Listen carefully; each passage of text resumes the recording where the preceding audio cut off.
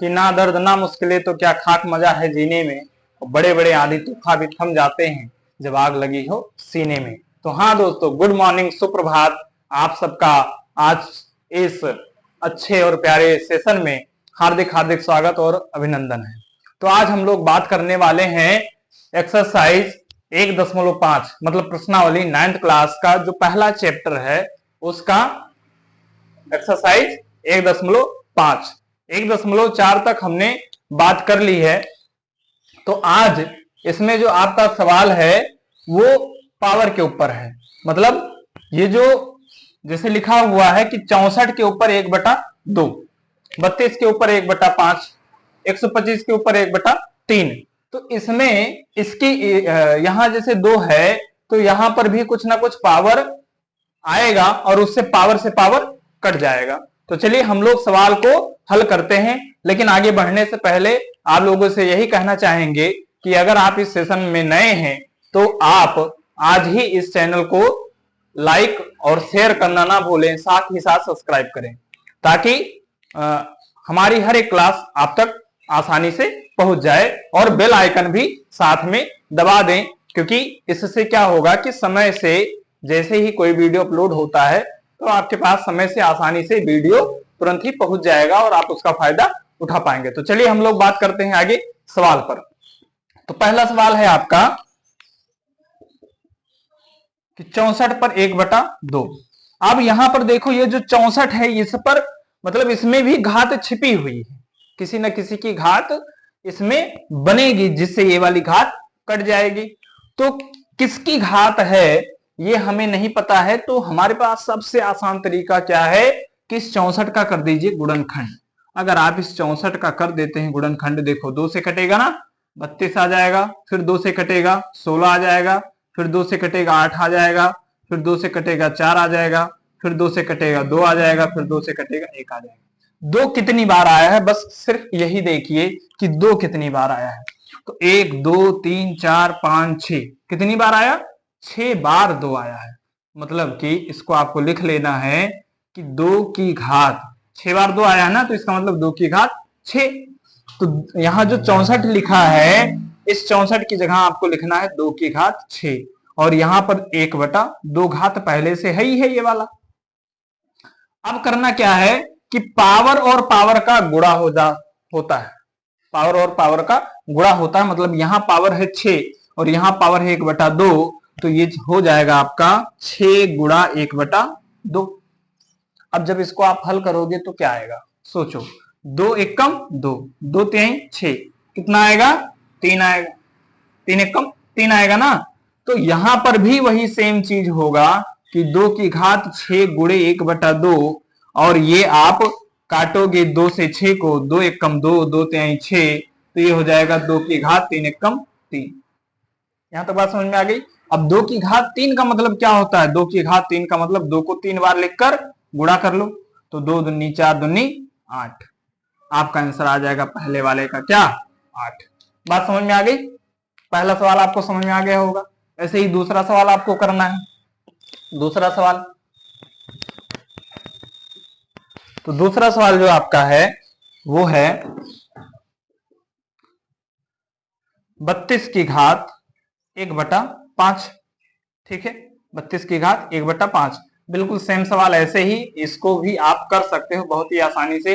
32 का गुणनखंड करना है, 2 यहाँ 16, 2 यहाँ 8, 2 यहाँ 4, 2 यहाँ 2 और 2 यहाँ 1। ठीक है, कितनी बार 2 आया, तो 2 आया 3 2 5 बार, 3 2 5 बार 2 आया। तो यहां पर जहां पर 32 लिखा है यहां पर आपको, जिसे आपने 2 की घात 6 लिखा था, ऐसे 32 की जगह 2 की घात 5 हो जाएगा और 1/5। यहां तक बात समझ में आ गई। चलिए आगे अब बात करते हैं आगे कि आगे भी वही होगा कि यहां घात और घात का हो जाएगा गुणा, घात और घात का गुणा हो जाएगा। और जब घात और घात का गुणा होगा तो ऐसे में क्या होता है, जैसे यहां घात से घात कट गया था, ये भी ऊपर नीचे कट जाएगा और ये बचेगा 2 की घात 1। 2 की घात को खाली आप 2 भी लिख सकते हो क्योंकि यहां 1 नहीं है फिर भी 1 माना जाता है। तो बात समझ में आ गई। ये हो गया आपका। दूसरा सवाल। अब तीसरा सवाल कर लेते हैं। तो तीसरा सवाल आपका है 125 की घात 1/3। 125 की घात 1/3। 125 का भी आपको कर देना है गुणनखंड, तुरंत करो, या आप कमेंट सेक्शन में बताइए कि 125 में किसकी पावर क्या आएगी।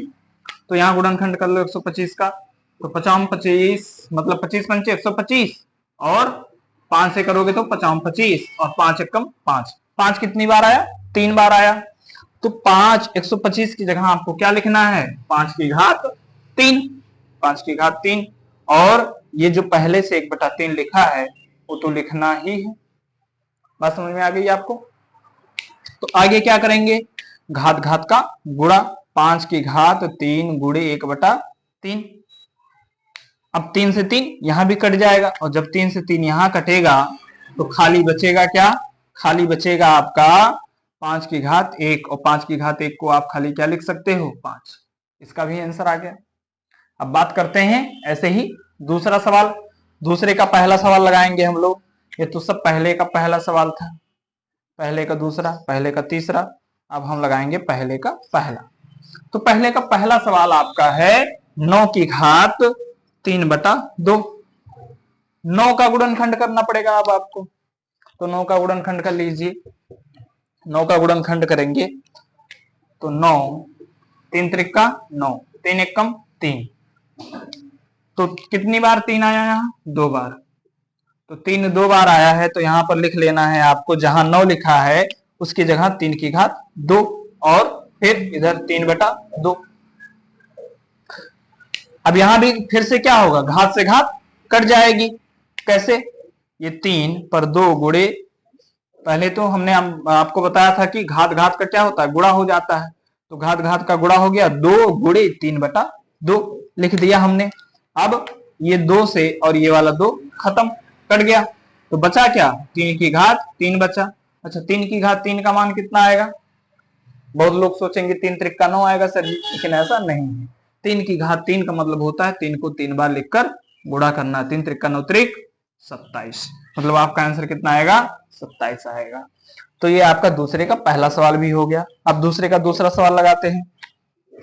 तो दूसरे का दूसरा सवाल लगाओगे आप, ठीक है?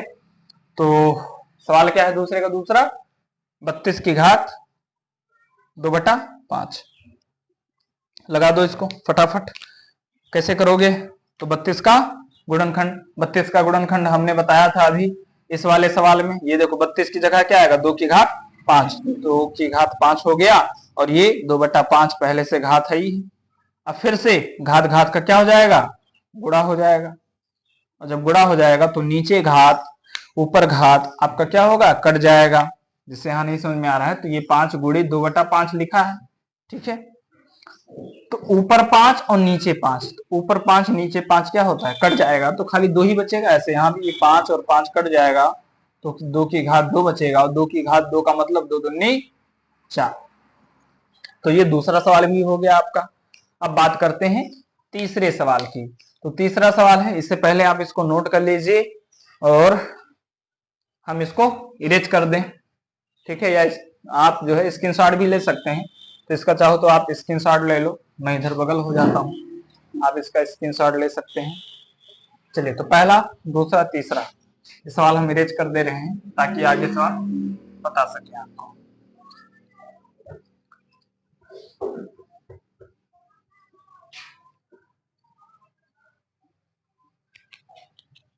तो दूसरे का तीसरा सवाल, ठीक है?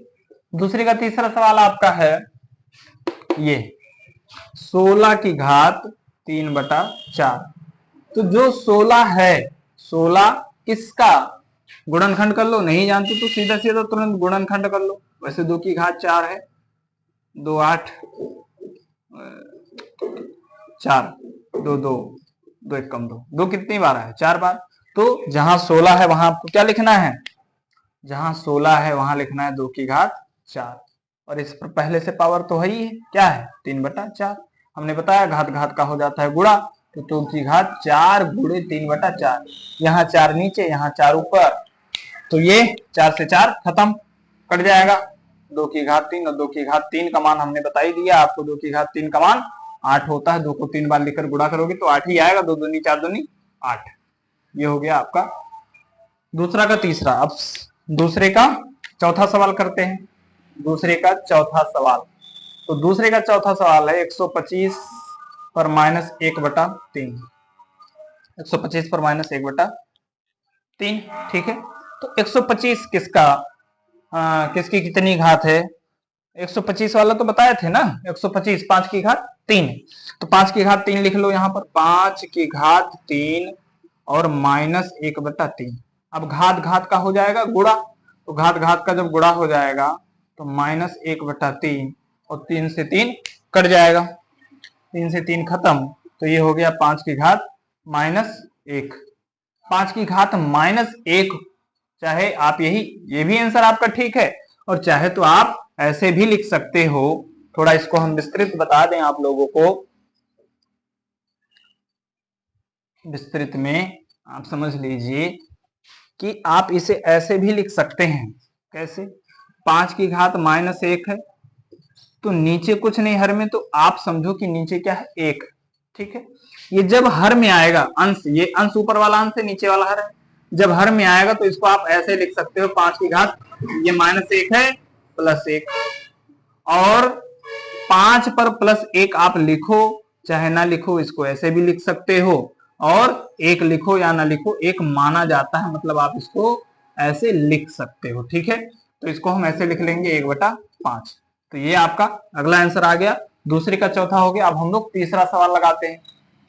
तो तीसरा सवाल आप सबके सामने, तीसरे का पहला सवाल ये रहा, 2 की घात 2/3 इंटू 2 की घात 1/5। तो देखो, एक नोट लिख लो कि वो नोट आपको याद रखना है। ये चीजें तो लिख ही लो आप बगल में कहीं भी, और ये नोट आपको ये लिखना है, यदि आधार बराबर है, देखो ये आधार है ना जिसके ऊपर ये दोनों टिका हुआ है, आधार उसे ही कहते हैं जो नीचे होता है, ठीक है। यदि आधार बराबर है तो घातें जुड़ जाती हैं, घातें जुड़ जाती हैं, ठीक है। अगर आधार बराबर है तो घातें जुड़ जाती हैं। समझ गए बात को? चलो, तो चलो सवाल लगा देते हैं, इसको नोट कर लीजिएगा अलग आप लोग कहीं भी। तो जब आधार बराबर है तो घात जुड़ जाएगा +1/5। अच्छा, यहां आप लोग को जोड़ने में परेशानी होती है, लेकिन कोई अगर ऐसा भिन्न दे दे तो आप जोड़ देते हो तुरंत, 2/3 और +1/5। तो जैसे यहां जुड़ता है वैसे यहां भी घात जुड़ता है, लेकिन लोग इसको आसानी से कर देते हैं और यहां पर सकपका जाते हैं कि कैसे होगा। तो देखो, जैसे यहां होगा वैसे वहां भी होगा। 5 दूनी 10 और 3 एकम 3 और 5 3 15, मतलब 10 3 13/15। कितना आ जाएगा? 2 की घात 13/15। यही आपका आंसर है, ठीक है। समझ गए बात को? 5 दूनी 10, 3 एकम 3, 10 3 13 और 5 3 15, मतलब घात, ये 2 की घात 13/15। ये क्या लिखा है? 13 लिखा है। चलिए, तो तीसरे का पहला सवाल हो गया। अब तीसरे का दूसरा सवाल लगाते हैं। ये लिख लिए होंगे आप लोग। तो तीसरे का अब दूसरा सवाल समझते हैं। चलो देखो, बहुत ही आसानी से सब कुछ सीख लेना है। वीडियो को अधिक से अधिक शेयर करें, अपने मित्रों को बताएं, और उन्हें भी इस प्यारे सेशन में, अच्छे सेशन में जुड़ने का मौका मिले, ताकि आप भी सीखें, दूसरे को भी सीखने का मौका दें, ठीक है। मतलब जो लाभ आपको मिल रहा है वो लाभ सबको मिलना चाहिए। सही बात है, क्योंकि बिना पैसा खर्च किए आपको ये सुविधा मिल रही है। एक बात ये जरूर होती है कि जहां पर इंसान पैसा नहीं खर्च करता उस चीज की कोई कदर नहीं करता, और जहां उसी के लिए 2-4 हजार या 2-4 लाख देने होते हैं वहां उस इंसान उसकी कदर करता है। फ्री में मिलने वाली चीज कोई कदर नहीं करता। तो चलो देखो, कोई बात नहीं। अब ये जो पावर है एक पर भी है, मतलब अंश पर भी है और हर पर भी है। अंश और हर में हम क्या करेंगे? इसको बांट लेंगे। मतलब ये पावर 1 पर अलग से लगा देंगे और 3 की घात 3 पर अलग से लगा देंगे। मतलब ये पावर जो 7 है वो 1 पर ऊपर हो गया और 3 की घात 3 पर भी नीचे हो गया, दोनों पर पावर अलग अलग हो गया। अब 1 की घात चाहे जितना रहेगा तो उसका मान एक ही होता है, ये पता है आप लोगों को, तो 1 हो गया। और ये भी पता है, हमने अभी बताया कि घात घात का गुणा हो जाता है, तो 3 की घात 7×21, ये आपका आंसर है। 1/3 की घात 21, या तो ये आ रहा होगा या फिर ये भी हो सकता है कि 3 की घात 21 ऊपर चला जाए तो 3 पर -21 आ सकता है। दोनों में से कोई भी आंसर आपका आ सकता है, मिला सकते हैं आप, ठीक है। अब इसमें लास्ट सवाल है आपका, अभी आपका 2 सवाल है, ठीक है। तो क्या इरेज कर दें? क्वेश्चन इरेज कर देते हैं। क्वेश्चन आप देख लिए होंगे, क्वेश्चन इरेज कर देते हैं, यहीं पर सवाल लगा देते हैं ताकि आप लोग स्क्रीनशॉट ले सकें अच्छे से। तो चलो पहले इस वाले सवाल को कर देते हैं, जहां कहा यहां 4 तीसरे का तीसरा सवाल।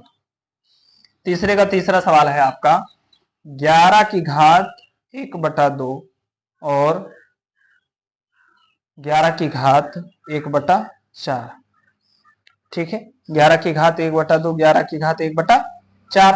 अब एक बात हम आपको ये बता देना चाहते हैं कि ये जो बटे है इसका मतलब होता है भाग। क्या होता है? भाग। और जब भाग मतलब हर से, नीचे हर है ऊपर अंश है, हर से जब कोई चीज ऊपर जाती है, जब कोई चीज ऊपर जाती है तो ये जो घात है वो प्लस में होता है तो माइनस में बदल जाता है। यहां कटने का डर है, इसको हम ऊपर लगा देते हैं।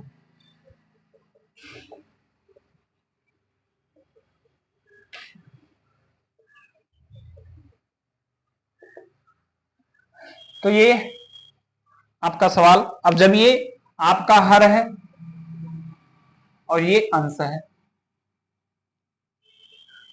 तो हर से जब कोई अंश में जाता है तो जो पावर है वो किस में हो जाता है? माइनस में हो जाता है। तो ये 1/2 पहले से ही है और ये 11 पर -1/4 हो जाएगा। जैसे प्लस में था ना, ऊपर गया तो माइनस में हो गया। अब दूसरी चीज हमने आपको बताई है नीचे नोट में कि अगर आधार बराबर है तो घातें जुड़ जाएंगी, मतलब कि 11 पर 1/2 और -1/4। अब यहाँ हल करने में आपको हो सकता है दिक्कत हो, तो अलग हल कर लो। 1/2 और -1/4 हल कर लो। 4 एकम 4, -2 एकम 2, ये 4 दूनी 8, ये हो गया 4 में से 2 गया 2 और ये 8, 2 एकम 2, 2 दूनी 2 चौक 8, कितना आया? 1/4। तो 1/4 11 की घात 1/4, यही आपका आंसर, ठीक है। तो ये तीसरा सवाल भी हो गया। अब इसका लास्ट सवाल लगाते हैं, कौन सा? चौथा सवाल, 4 नंबर सवाल लगाते हैं। 4 नंबर सवाल, तो 4 नंबर सवाल है तीसरे का चौथा सवाल है 7 की घात 1/2 और 8 की घात 1/2। तो देखो अब की बार हर बराबर मतलब आधार बराबर नहीं है, अब की बार घात बराबर है। और जब एक नोट और लिखना है आप लोगों को, ये हो गया होगा, अगर नहीं हुआ है तो आप स्क्रीनशॉट ले लीजिए इसका, इस पूरे का स्क्रीनशॉट आप आसानी से ले सकते हैं, ठीक है। तो चलिए एक नोट और लिखना है, क्या? वो नोट ये है, वो नोट ये है कि यदि घात बराबर है, घात बराबर है तो आधार का गुणा हो जाता है, गुणा हो जाता है। तो आधार का गुणा हो जाता है। अब घात बराबर है ना, तो आधार का क्या हो जाएगा? गुणा हो जाएगा। तो गुणा कर लो, 7 8 56, या 7 × 8 ऐसे भी कर सकते हो। और घात बराबर है ही है तो घात पर क्या लिख देंगे? 1/2। ये हो गया आपका 7 8 56, 56 की घात 1/2। ये आपका आंसर आ चुका है। यहां तक आपका सवाल क्लियर हो गया है। तो इस प्यारे सेशन तक बने रहने के लिए आप सबका धन्यवाद। वीडियो अगर अच्छा लगा हो तो लाइक शेयर कमेंट करना ना भूलें और अधिक से अधिक मित्रों को जोड़ें, अधिक से अधिक लोगों को लाभ पहुंचाएं और आगे भी जुड़े रहें। तो आज के लिए इतना ही। आप सबका धन्यवाद। आपका दिन शुभ हो।